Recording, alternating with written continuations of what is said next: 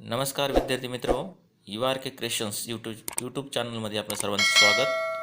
Video आवडल्यास या व्हिडिओला लाईक, सबस्क्राईब आणि शेअर करायला विसरू नका. Dear friends, welcome to the URK creations YouTube channel.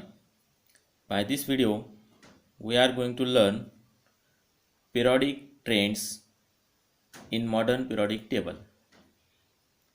When the properties of elements in a period, a group of the modern periodic table are compared, certain regularity is observed in their variations.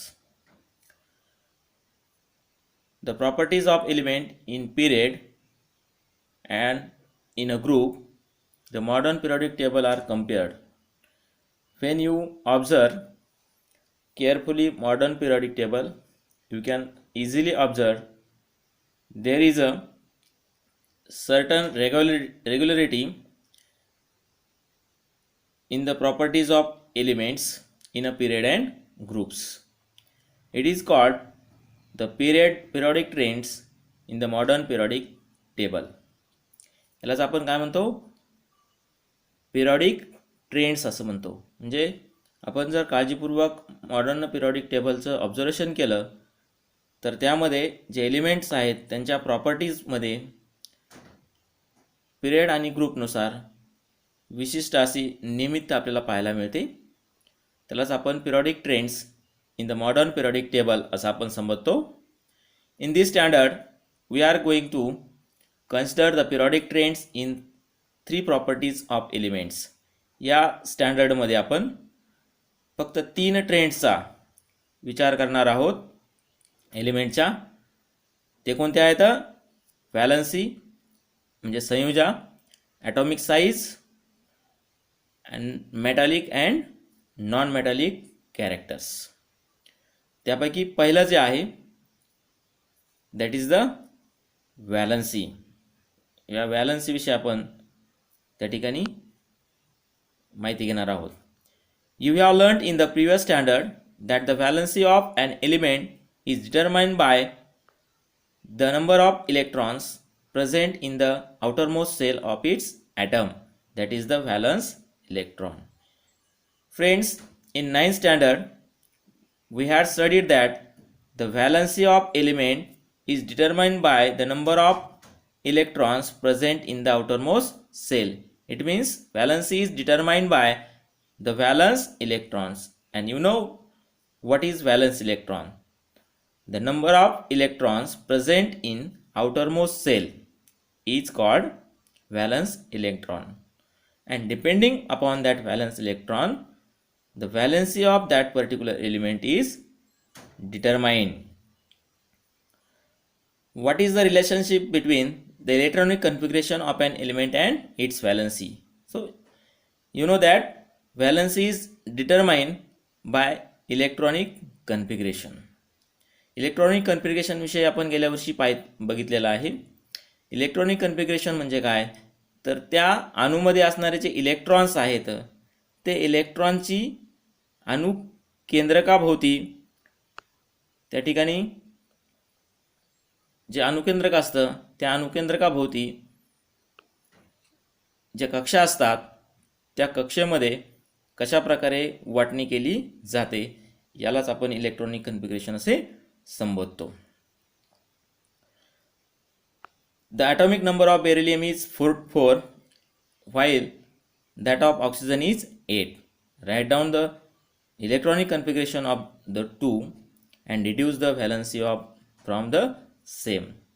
So dear friends, you know how valency is determined and how electronic configuration is written. So for example,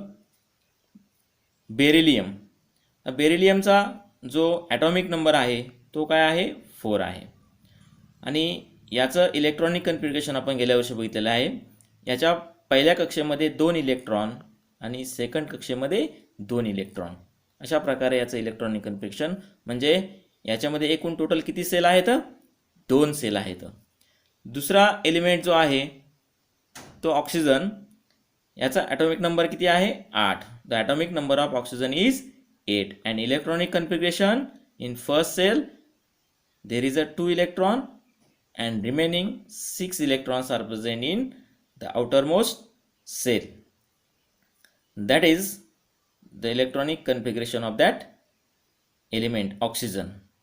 So depending upon that, the valency of beryllium is 2 and valency of oxygen is 2. How valency is determined by valence electron? This part we had already seen in the previous standard. Is that clear? Okay. Now atomic size. You have seen in the previous standard that atomic size or volume is fundamental property of matter. The size or volume is a fundamental property of any matter. The size of atom is indicated by radius and the size of atom is indicated by its radius. त्याच्या त्रिज्येवरून म्हणजे अणूच्या त्रिज्येवरून अणूचा आकार त्या ठिकाणी काढला जातो, मोजला जातो. Atomic size is the distance between the nucleus of the atom and its outermost shell. म्हणजे या ठिकाणी आपल्याला क्लिअर लक्षात येतं. For example, this is a nucleus of atom and that atom have a 2 shell like this. So the distance from nucleus and outermost cell, the distance from nucleus of atom and outermost cell, it is called its radius. It is called its radius. आणि या radius नुसार त्या ठिकाणी त्याची atomic radius त्या ठिकाणी किंवा size ज्याला आपण म्हणतो ते डिड्यूस केली जाते. Atomic size or atomic radius is expressed in the unit picometer, that is pm. This is the unit of atomic radius. What is that? Picometer, which is smaller than the nanometer. आणि हे nanometre पेक्षा काय आहे? Small आहे. That is 1 picometer is equal to 10 raised to minus 12 meter. Some elements and their atomic radii are given here. You can see these are some elements: oxygen, O, B, C, N, B, E or Li, and these are the atomic radius of these elements. You will find that the atomic radius goes on decreasing while going from left to right within a period. This is most important point, friends, that atomic radius goes on decreasing while going from left to right within a period. जेव्हा आपण पिरियडमध्ये लेफ्टकडून राईटकडे म्हणजे या पद्धतीने लेफ्टकडून राईटकडे जाऊ त्यावेळेस atomic radius जो आहे तो काय होत जातो? डिक्रीज होत जातो, म्हणजे कमी कमी होत जातो. The reason behind this is as follows. त्याच्या पाठीमागचं कारण आपल्याला खालीलप्रमाणे सांगता येईल. While going from left to right within a period, जेव्हा आपण लेफ्टकडून राईटकडे जातो पिरियडमध्ये, the atomic number increases by 1. ॲटॉमिक नंबर जो आहे तो एका एकाने काय होत जातो? इन्क्रीज होत जातो, वाढत वाढत जातो. Meaning the positive charge on the nucleus increase by 1 unit at a time. याचा अर्थ काय? की ॲटॉमिक नंबर वाढत जातो म्हणजे काय? Number of electrons getting added. आणि इलेक्ट्रॉनवर कोणता प्रभार आहे? इलेक्ट्रॉन बरोबरच प्रोटॉनसुद्धा वाढत जातो. म्हणजेच त्या ठिकाणी number of positive charges are going to increase. प्रोटॉनची संख्या वाढली की प्रोटॉनवर असणारा चार्जसुद्धा वाढतो. म्हणजे जेव्हा आपण पिरियडमध्ये लेफ्टकडून राईटकडे जाऊ त्यावेळेस आपल्याला पॉझिटिव्ह चार्ज न्यूक्लियसवरचा वाढत वाढत जातो by 1 unit at a time, एका वेळेला एका युनिटने. However the additional electron gets added to the same outermost shell. त्याच वेळेस काय होतं? इलेक्ट्रॉनची संख्या सुद्धा काय होत जाते, तेवढीच वाढत जाते. कुठे, आउटरमोस्ट सेलमध्ये वाढत जाते. And due to the increase nuclear charge the electrons are pull towards. आणि साहजिकच न्यूक्लिअर चार्ज वाढल्यामुळे काय होतं, इलेक्ट्रॉन जे आहेत ते इलेक्ट्रॉन अशा प्रकारे न्यूक्लियसकडे काय होतात, पुल होतात. म्हणजे या पद्धतीने ओढले जातात, न्यूक्लियसकडे सेंटरकडे ओढले जातात. आणि म्हणून काय होतं, and thereby the size of the atom decreases. साहजिकच अट्रॅक्शन वाढल्यामुळे इलेक्ट्रॉन न्यूक्लियसकडे ओढल्या गेल्यामुळे ही जी साईज असते ॲटमची ती काय होते, डिक्रीज होत चलते. यामुळं when we going from left to right within a period the atomic number increases one by one, and because of that the atomic size or size of atom goes on decreasing while going from left to right within a period. Is that clear? Okay, you can see here some elements and their atomic radii are given.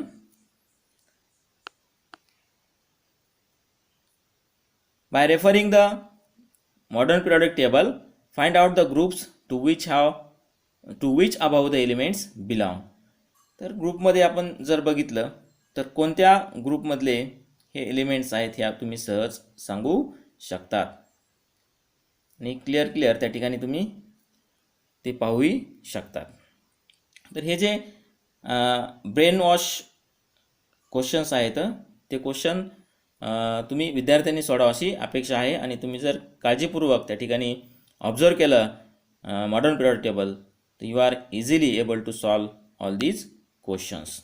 You will find that while going down a group the atomic size goes on increasing. आता आपण पिरियडमध्ये बघितलं, काय बघितलं पिरियडमध्ये, जेव्हा आपण डावीकडून उजवीकडे जाऊ त्यावेळेस जे ॲटॉमिक साईज आहे ती काय होत जाते, डिक्रीज होत जाते. आता आपण त्या ठिकाणी ग्रुपविषयी विचार करूयात. That while going down group the atomic size goes on increasing. त्याच्या उलट आहे, ज्यावेळेस आपण ग्रुपमध्ये वरून खाली जाऊ, म्हणजे या ठिकाणी अशा प्रकारे वरून खाली जाऊ तसं जी ॲटॉमिक साईज आहे ती काय होत जाते, इन्क्रीज होत जाते.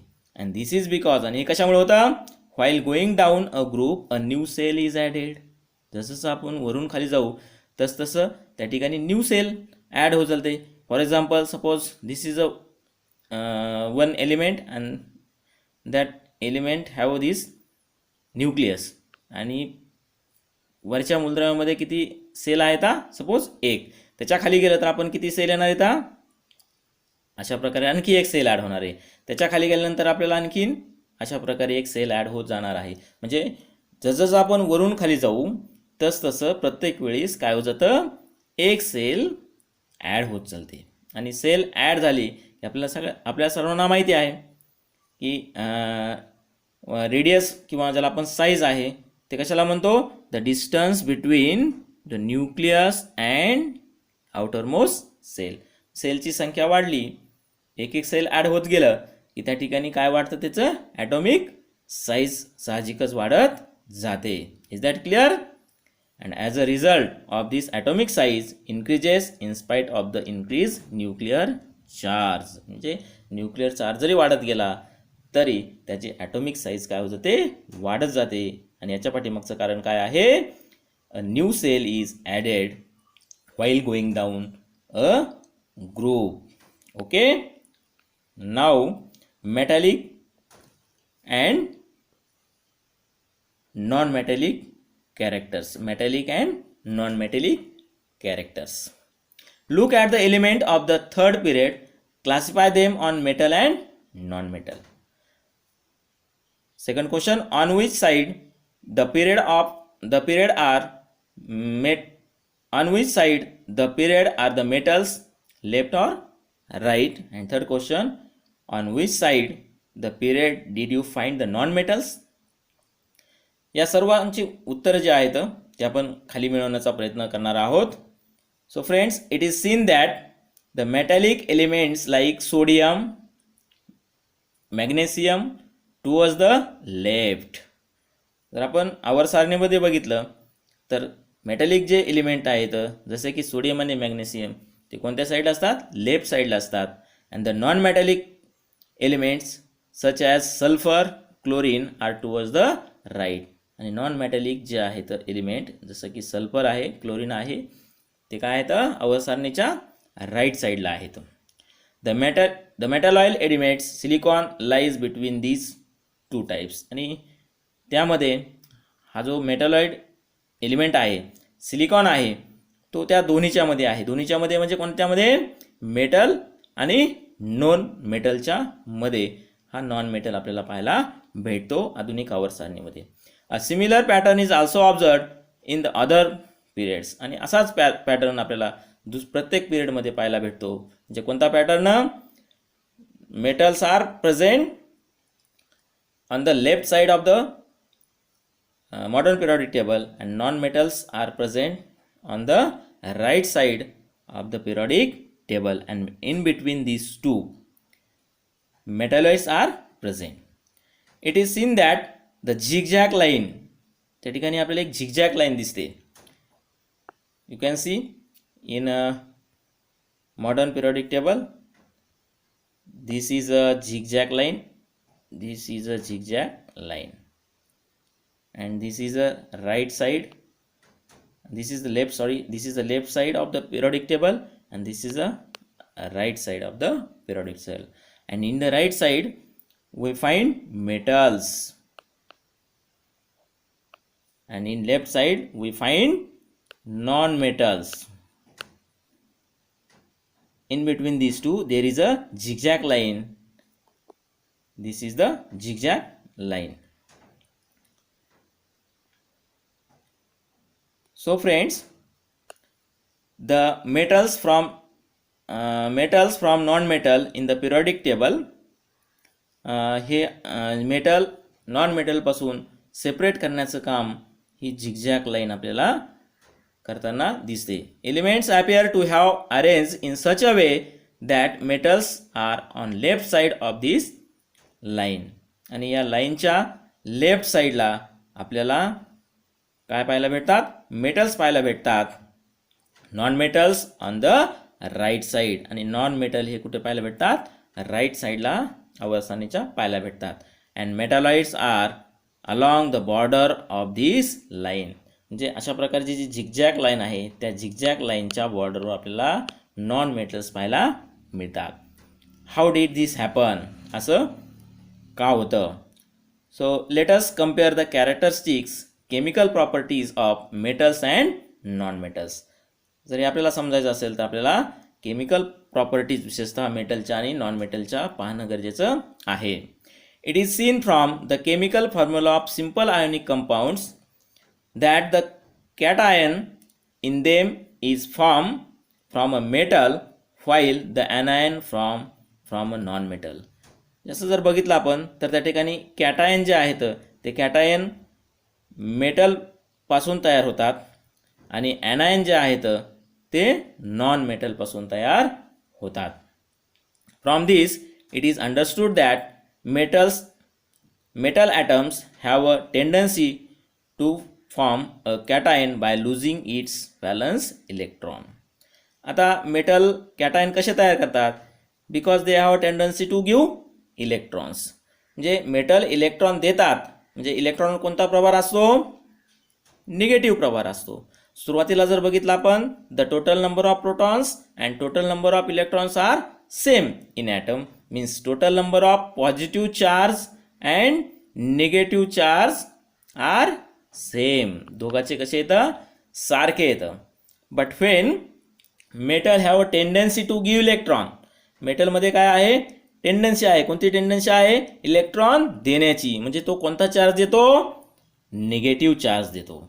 आणि निगेटिव्ह चार्ज दिला की साहजिकच त्यांची संख्या कमी होते आणि पॉझिटिव्ह चार्जची संख्या काय होते? वाढते. आणि so they form a cation. काय तयार करतात ते कॅटायन तयार करतात by losing its valence electron. This property is called electropositivity of an element. ह्या प्रॉपर्टीला काय म्हणतात इलेक्ट्रोपॉझिटिव्हिटी ऑफ अन एलिमेंट. कोणत्या प्रॉपर्टीला by losing electron to form cation. Okay. Now, on the other hand, an atom of a non-metal has a tendency to form an anion by accepting electrons from outside to its valence shell. याच्या विरुद्ध काय असतं non metal जे असतात ते non metal काय करतात they have a tendency to form an anion by accepting electron. ते इलेक्ट्रॉन काय करतात दुसऱ्याकडून ॲक्सेप्ट करतात कुठे व्हॅलन्स सेलमध्ये.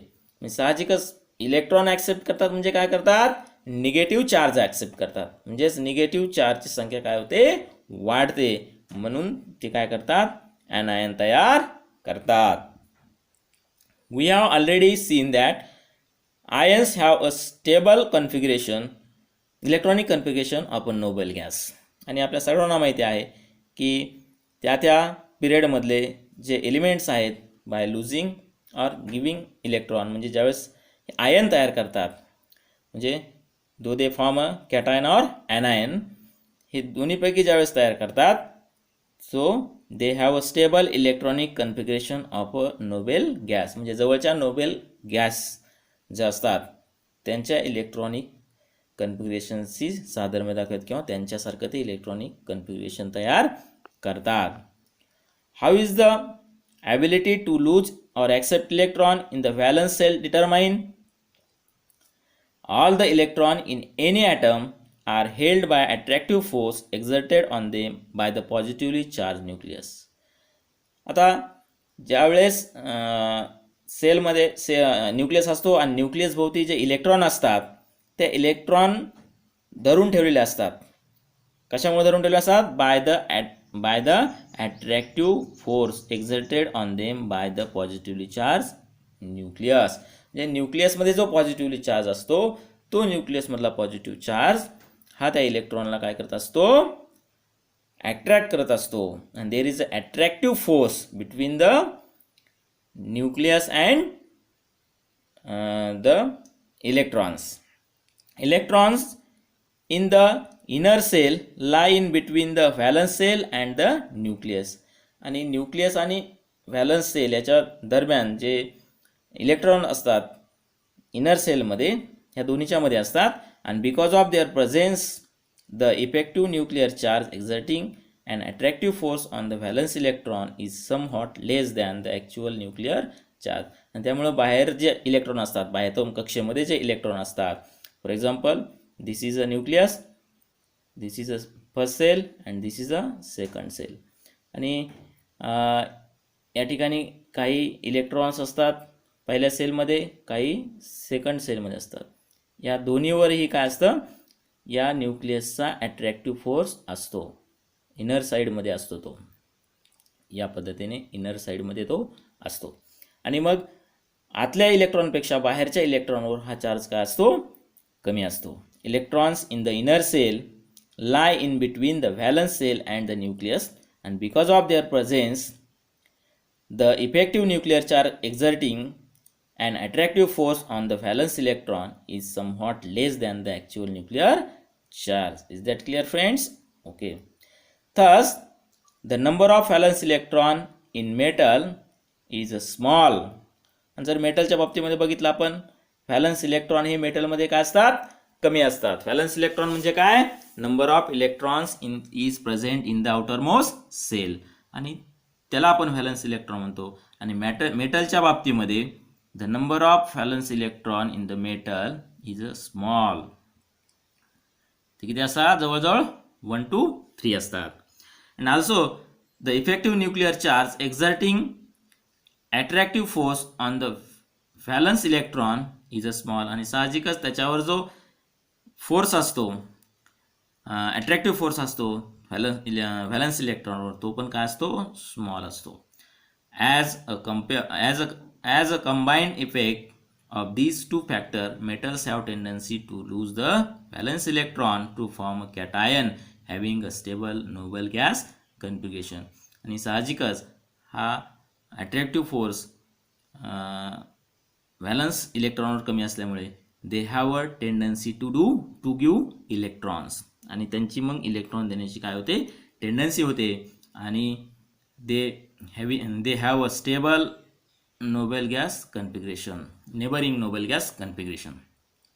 This tendency of an element is called electropositivity, is the metallic character of that element. आणि याच टेंडन्सीला काय म्हणतात, इलेक्ट्रोपॉझिटिव्हिटी आणि किंवा metallic character of that elements. Okay, now you can see figure here. When we observe period, these three characters especially we can see: decreasing atomic size, second increasing electronegativity and non-metallic character, and third decreasing electropositivity and metallic character. Like this, when we observe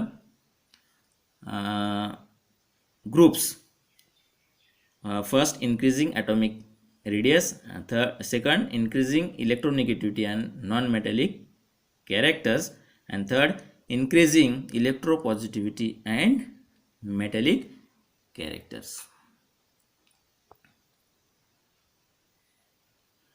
The periodic trend in the metallic character of element is clearly understood from their position is the modern periodic table.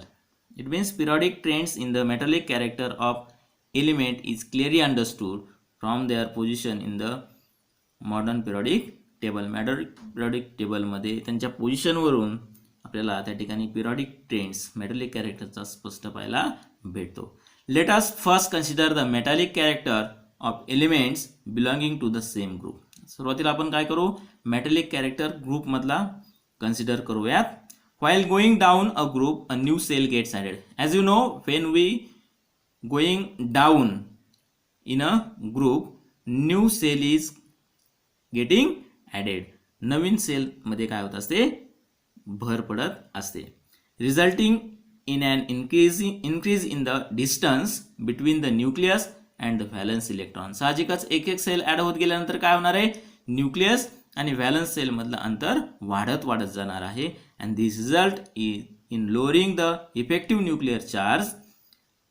आणि याचा result काय होतो, जो effective nuclear charge आहे तो कमी होत जातो. And thereby lowering the attractive force on the valence electron. आणि त्यामुळं अट्रॅक्टिव्ह फोर्स जो आहे व्हॅलन्स इलेक्ट्रॉनचा तो कमी होत जातो. As a result of this tendency of the atom to lose electron increases. आणि त्यामुळे साहजिकच हा अट्रॅक्टिव्ह फोर्स झाल्यामुळे there is a tendency of atom to lose electrons. Electron lose होण्याची टेंडन्सी वाढत जाते. And the penultimate shell is a complete octet. आणि मग त्याची जी अगोदरची सेल होते ती सेल काय होते, पूर्ण भरली जाते आणि तीच त्या ठिकाणी ऑक्टेट पूर्ण करते आणि ती शेवटची कक्षा होऊन जाते. Therefore, the resulting cation has a special stability, and due to this, the tendency of the atom to lose electron increases further. आणि त्यामुळं त्या ठिकाणी इलेक्ट्रॉन लूज होण्याची ॲटमची जी टेंडन्सी आहे ती इन्क्रीज होत चालते. The metallic character of an atom is its tendency to lose electron. आणि मेटॅलिक कॅरेक्टर जे आहे ॲटमचं ते काय बनतं, टू लूज इलेक्ट्रॉन्स हे बनून जातं. And therefore the following trends is observe. आणि त्यामुळे आपल्याला खालील पद्धतीने ट्रेंड्स पाहायला भेटतो. कोणता, the metallic character of elements. The metallic character of element increases while going down the group. जसं आपण वरून खाली येऊ तसं मेटॅलिक कॅरेक्टर काय होत जातो, इन्क्रीज होताना पाहायला मिळतो. Okay, now while going left to the right within a period. जसं आपण ग्रुपमध्ये बघितलं तसं पिरियडमध्ये बघितलं तर from left to right within a period outermost shell remains the same. Outermost shell काय होते, तीच राहते. However, the positive charge on the nucleus goes on increasing पण काय होत चालतं, पॉझिटिव्ह चार्ज हा इन्क्रीज होत चालतो, कारण त्याचा ॲटॉमिक नंबर वाढत चालतो, म्हणजे एक प्रोटॉन वाढत चालतो, म्हणजेच पॉझिटिव्ह चार्ज न्यूक्लियसमधला वाढत चालतो. सेलची संख्या 30 राहते, परंतु पॉझिटिव्ह चार्ज वाढत चालतो. While the atomic radius goes on decreasing. आणि असं झाल्यामुळे ॲटॉमिक रेडियस काय होतो, डिक्रीज होत चालतो, कारण जे अट्रॅक्टिव्ह फोर्स आहे तो काय होतो, वाढत जात असतो. And thus the effective nuclear charge goes on increasing. As a result of this, the tendency of atom to lose valence electron decreases. आणि साहजिकच त्या ठिकाणी इफेक्टिव्ह न्यूक्लिअर चार्ज जो वाढत गेल्यामुळे अट्रॅक्शन वाढत चालतं, आणि ही जी टेंडन्सी आहे टू लूज व्हॅलन्स इलेक्ट्रॉन ती डिक्रीज होत चालते. कशामध्ये, पिरियडमध्ये. पण कुठं, from left to right. Is that clear? Okay. The two factors, namely the increasing nuclear charge and decreasing atomic radius as we go from left to right within a period, are responsible for increasing the effective nuclear charge. म्हणजे ज्यावेळेस आपण पिरियडमध्ये लेफ्टकडून राईटकडे जाऊ त्यावेळेस काय होतं, the effective nuclear charge काय होतो, वाढतो. इफेक्टिव्ह न्यूक्लिअर चार्ज त्या ठिकाणी वाढतो. आणि त्यासाठी कारणीभूत कोणते घटक आहेत, तर दोन फॅक्टर आहेत. त्यामध्ये पहिला कोणता, द इन्क्रीजिंग न्यूक्लिअर चार्ज, आणि दुसरा कोणता आहे, डिक्रीजिंग ॲटॉमिक रेडियस. ह्या दोन कारणामुळे त्या ठिकाणी आपल्याला द इफेक्टिव्ह न्यूक्लिअर चार्ज हा वाढलेला पाहायला भेटतो. And therefore the valence electron are held with a greater and greater attractive force. त्यामुळे व्हॅलन्स इलेक्ट्रॉनवर जास्त फोर्स निर्माण होतो, आणि त्या ठिकाणी त्याला हेल्ड करण्याची कॅपॅसिटी जी आहे ती वाढते. This is called electronegativity of an atom. याला काय म्हणतो आपण, इलेक्ट्रोनिगेटिव्हिटी ऑफ ॲटम. म्हणजे while going from left to right within a period, the electronegativity of atom goes on increasing. त्याला आपण काय म्हणतो, वाढत असताना पाहायला भेटते. And due to increasing electronegativity from left to right within a period, the ability of an atom to become anion by accepting outside electron goes on increasing. आणि म्हणून देण्यापेक्षा, म्हणजे इलेक्ट्रॉन देण्यापेक्षा इलेक्ट्रॉन घेण्याची जी ॲबिलिटी आहे, क्षमता आहे, ती वाढत जाते. And the tendency of an element to form anion or electronegativity is the non-metallic character of an element. आणि ज्यावेळेस इलेक्ट्रॉन घेण्याची आणि ॲनायन तयार करण्याची ही जी टेंडन्सी आहे ती वाढली जाते, त्यालाच त्या ठिकाणी काय म्हणतो आपण, non metallic characters of an elements, जे की लेफ्टकडून राईट पिरियडमध्ये जात असताना वाढताना पाहायला मिळते. ओके. ऑलवेज रिमेंबरमध्ये त्या ठिकाणी आपण पाहू शकतो, while going downward in any group the electropositivity of element goes on increasing while their electronegativity goes on decreasing. म्हणजे ज्यावेळेस आपण ग्रुपमध्ये वरून त्या ठिकाणी खाली जाऊ तसं इलेक्ट्रोपॉझिटिव्हिटी जी आहे ती इन्क्रीज होत चालते, इलेक्ट्रोपॉझिटिव्हिटी इन्क्रीज होत चालते, आणि इलेक्ट्रोनिगेटिव्हिटी डिक्रीज होत चालते. Second, while going from left to right in any period, ज्यावेळेस आपण पिरियडमध्ये लेफ्टकडून राईटकडे जाऊ, म्हणजे या दिशेने जाऊ, त्यावेळेस काय होतं, the electronegativity of element goes on increasing. त्यावेळेस इलेक्ट्रोनिगेटिव्हिटी काय होतं, ते वाढत जाते, त्याच वेळेस इलेक्ट्रोपॉझिटिव्हिटी डिक्रीज होते. लार्जर द इलेक्ट्रोपॉझिटिव्हिटी और electronegativity of the element higher the reactivity. म्हणजे इलेक्ट्रोनिगेटिव्हिटी किंवा इलेक्ट्रोपॉझिटिव्हिटी जितकी जास्त तितकी रिॲक्टिव्हिटी त्याची जास्त असते. Now gradation in halogen family. The group 17 contains the members of the halogen family. यावर सारणीमध्ये आपण जर बघितलं 17वा ग्रुप्स, तर त्याच्यामध्ये जे एलिमेंट्स आहेत त्यांना आपण हॅलोजन फॅमिली मेंबर्स असं म्हणतो. All of them have the general formula X2. त्या सर्वांचा जनरल फॉर्म्युला हा X2 आहे. A gradation is observe in their physical state down the group. जसं आपण ग्रुपमध्ये खाली खाली जाऊ तसं त्यांच्या फिजिकल स्टेटमध्ये आपल्याला ग्रॅडेशन पाहायला भेटतं. जसं की फ्लोरीन, क्लोरीन आर गॅसेस. हे दोन जे आहेत गॅसेस स्टेटमध्ये असतात, म्हणजे फिजिकल स्टेट त्यांची. Bromine is a liquid state and iodine is a solid state. म्हणजे जसं वरून खाली जाऊ तसं त्यांच्या फिजिकल स्टेटमध्ये आपल्याला ग्रॅडेशन पाहायला भेटतं. म्हणजे सुरुवातीचे जे फ्लोरीन आणि क्लोरीन आहेत गॅसेस स्टेटमध्ये, नंतरचा ब्रोमीन आहे तो लिक्विडमध्ये, आणि आयोडीन जो आहे तो सॉलिडमध्ये. Okay, is that clear? Now do you know M+2H2O is equal to MOH twice plus H2, a general chemical equation indicating the reaction of alkaline earth metal. This is the alkaline earth metals general equation. हे alkaline earth मेटलचं general equation आहे, chemical equation. While going down the second group, ज्यावेळेस आपण second ग्रुपमध्ये, group सेकंडमध्ये खाली खाली ज्यावेळेस आपण जाऊयात, त्यामध्ये आपल्याला सुरुवातीला BE, त्यानंतर Mg, त्यानंतर Ca, त्यानंतर SR, त्यानंतर BA. म्हणजे त्या ठिकाणी आपल्याला बेरिलियम, मॅग्नेशियम, कॅल्शियम, स्ट्रॉन्शियम आणि बेरियम असे मूलद्रव्य पाहायला मिळतात. हे सर्व मेटल्स आहेत, त्याला आपण काय म्हणतो? अर्थ मेटल्स असं म्हणतो.